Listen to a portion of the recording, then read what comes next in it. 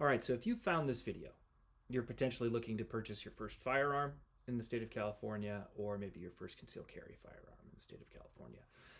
First thing I want you to know is we've all been there before.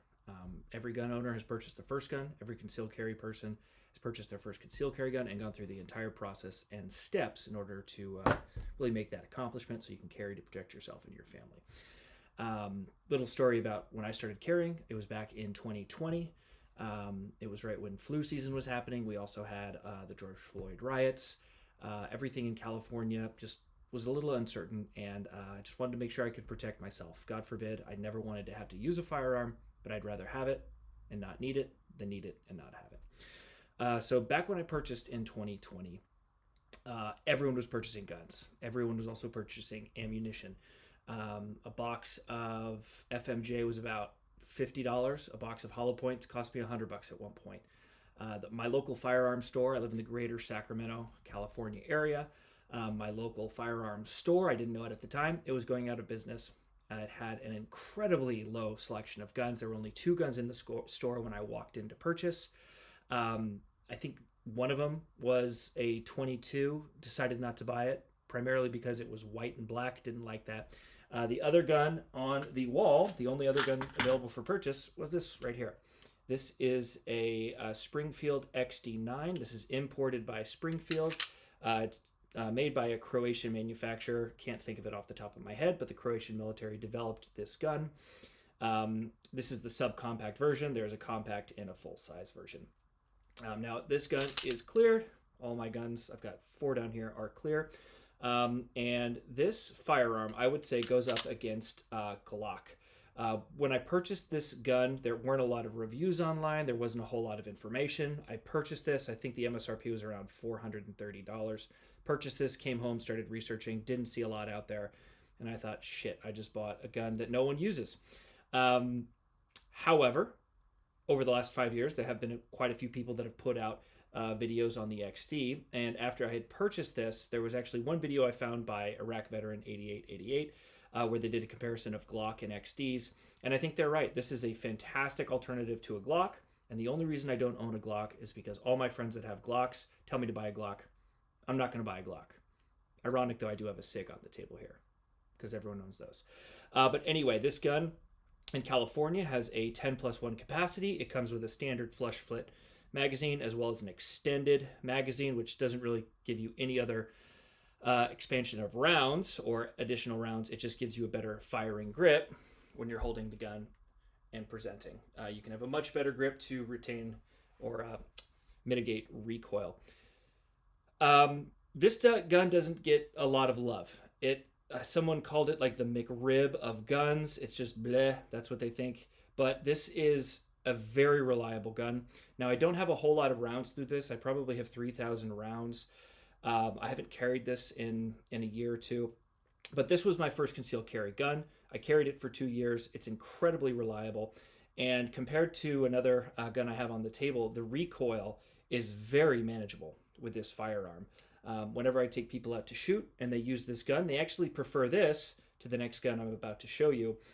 It's not as snappy. The slide is incredibly smooth, and you can get back on target quickly. So if you're on the fence and you are considering purchasing this gun, I highly recommend it. This is really my only bone stock gun that I have, and I've done that for a few reasons. Number one, there's not a whole lot of aftermarket accessories for XD, although I know some people are doing slide cuts for red dots, but I've got red dots on some of my other guns, and I don't really plan on editing this one. This is really my bone stock carry gun. I carry this inside the waistband. I also have a fanny pack holster in the summertime that I carry this with. So absolutely love this gun.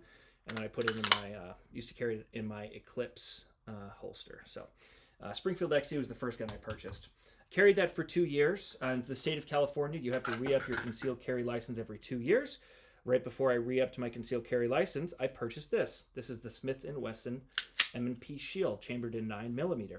Now, when I was going to purchase my first firearm, I wanted to purchase this, the Shield. However, this was not quite the forbidden fruit, but this was incredibly difficult to get in the state of California during 2020 and 2021. I wasn't able to get my hands on it until 2022. at my local Sportsman's Warehouse. So this is the gun I am currently carrying. I've been carrying it for the last 2 years. Now, some of you with a keen eye who have either owned one of these or done a lot of reviews might notice that this is not the stock slide. You are correct. This is a Spectre Tech slide that I got from a guy down in Southern California. And what it does is it allows you to mount a red dot onto the slide. Now, at the time when I purchased this gun, I don't believe there were any firearms on the California roster that allowed you to natively mount a red dot onto the slide without sending it out to get milled. So I purchased this slide. It's got suppressor height sights, and yes, some of you might see that there's a crimson trace dot. It is a very budget-friendly dot. At the time, I was on a budget, so I got this dot. It's been very reliable. I have really no complaints about it, but it works. So the Smith & Wesson Shield is considerably thinner compared to the XD. The XD it's a little chunker, but it gets the job done. This one is much slimmer. It's much easier to conceal inside the waistband.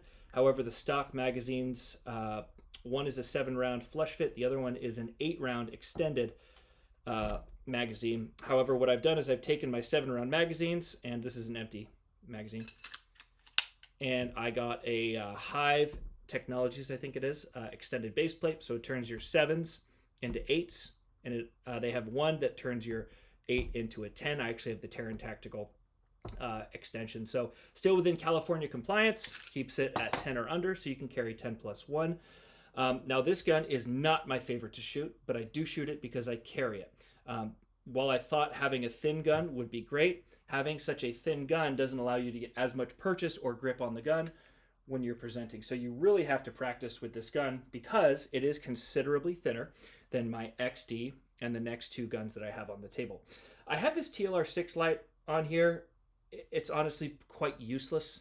I'm always going to be honest. It's useless. The only reason I continue to rock it on this Smith & Wesson Shield is because my holster is a light-bearing holster, and I need that light in order to have proper holster retention.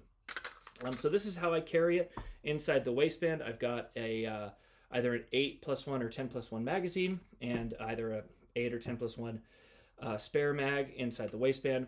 Again, great little gun. Which one do I prefer to shoot between the XD and the Shield? I actually prefer to shoot the XD significantly more. It's less snappy. It's a lot smoother. However, if I'm doing, let's say, wearing, those tight California jeans, as all you Texans like to say, or I just made that up. Anyway, this is much easier to conceal. It's a lot thinner. It's significantly lighter, and that's why it is more snappy. So again, you can't go wrong with this. Whether you're carrying for the first time, I would recommend both the Shield and the XD as firearms. So these were my first 2 California compliant guns. Now the next gun that I'm about to show you is not a subcompact. This is very much a full-size gun. This gun was nearly impossible to get for several years in California, and I finally got it. And the reason I purchased this is one of my favorite movies is Die Hard. So you're looking at a Beretta M9A1. I've got a TLR1 light on here. Now in the early days I was rocking an O light. I didn't get rid of it. I still have the O light. The O light is not as bright, and it's really hard to find holster compatibility with this light. Now for some of the keen viewers out there, you're probably not going to notice that this is not bone stock. I've actually done a little bit of work to this. I have a flared magwell, which that was kind of an impulse purchase from Volker Precision. I've got a Volker Precision flat face trigger. I hope I'm pronouncing that company name correctly. And then I've got a Langdon Tactical trigger job in a bag. And again, this is a clear firearm, as they always do on YouTube. Got to show it. Absolutely love this gun. This is my first full-size gun. This is my first all-metal gun. It shoots incredibly flat, and there are a lot of, actually my friend who is a former Force Recon Marine absolutely hated this gun when he was in the Marine Corps. However, if you look at a lot of reviews online, the military armorers didn't really keep these up to spec with recoil springs, guide rods, what have you, and internal parts. So when you purchase this firearm, this is a double action and a single action trigger. So most of these striker fire guns are single action, so you have to rack the slide, pull the trigger, the firing pin goes forward on a single action, and then you essentially have a dead trigger. So it would look something like this. Nothing's going to happen. Now, the double single action, I'm sure many of you have already done a lot of reviews on this. Essentially, on a Beretta M9A1, the first trigger pull, yeah, we're clear. First trigger pull is a long, heavy trigger pull. Then it cycles, and then you have a very short, very crisp trigger. So there's the first. Let me just check. I'm always paranoid about press checking. First is a long, heavy trigger pull. Then the next one is short. Now, the reason I put a Langdon Tactical trigger job in a bag is because when you buy this bone stock, hopefully this is still recording. I think my computer just shut off. When you purchase this bone stock, it is going to have a very heavy trigger pull. I believe it's like 15 or 20 pounds. But that reset, again, trigger pull is pretty nice. Now, for those of you on the fence about purchasing a Langdon Tactical trigger job in a bag, I'm going to tell you, if you have the money and you would like to reduce the weight of the single or the double action and then have a very short reset on single action, I would say go ahead and do it. So if you want to feel what it feels like on that single action crisp trigger pull, here's what I'd recommend doing. Hold the trigger right here. Or sorry, what we're going to do is you're going to pull this back to half cock. Oh, sorry. I'm giving you the wrong instructions. Pull the slide back, and as you're pulling the slide back, hold the trigger. Now what I want you to do is decock, and then take this and half cock it, and that will give you the sensation of what the Langdon Tactical trigger reset and wall is. It's pretty incredible. Now what I don't have on the table is I actually do have a Langdon Tactical red dot slide.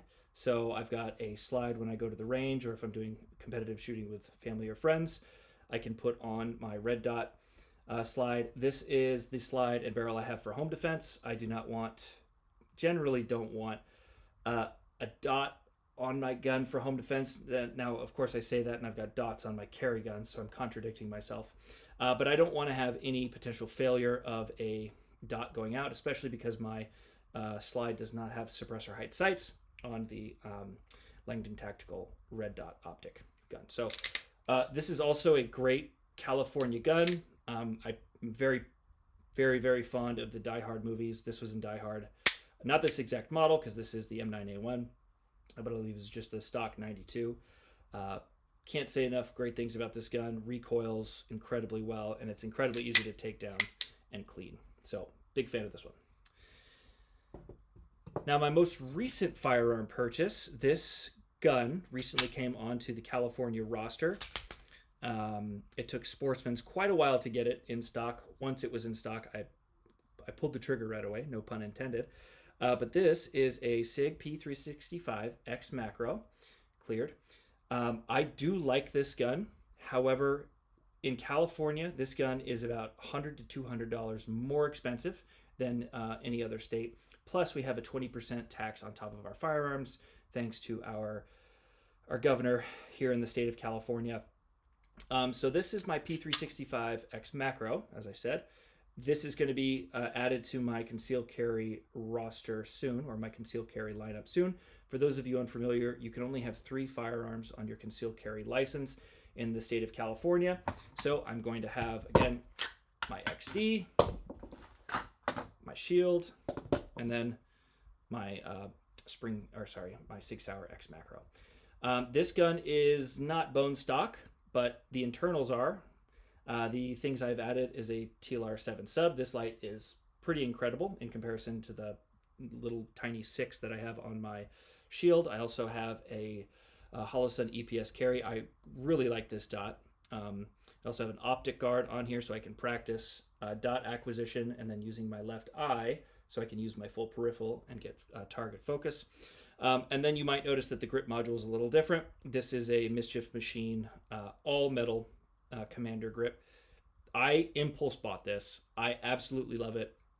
This is not necessary on the standard 365. So again, I know I've done some reviews on these guns.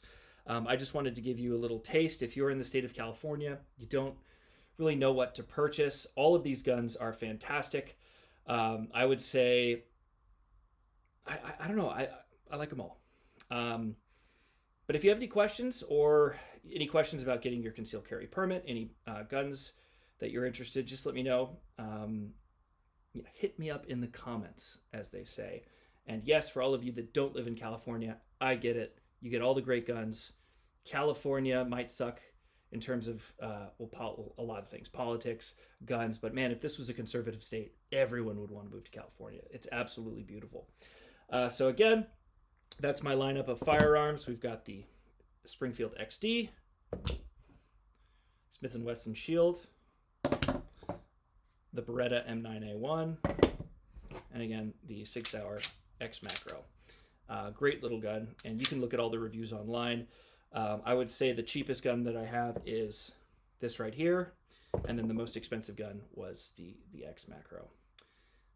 So hopefully you got something out of this video. I just wanted to record to let you know that there are options here in the state of California, and getting your concealed carry permit does take a while, but as long as you have a clean record and you're a good citizen, it's not hard to get depending on the county that you live in. So if you watched this video to the end, thank you. If you have any questions, again, post anything in the comments. I'm not really planning on doing a lot of these videos, but just wanted to let everyone know that there are options here in California. So have a great day.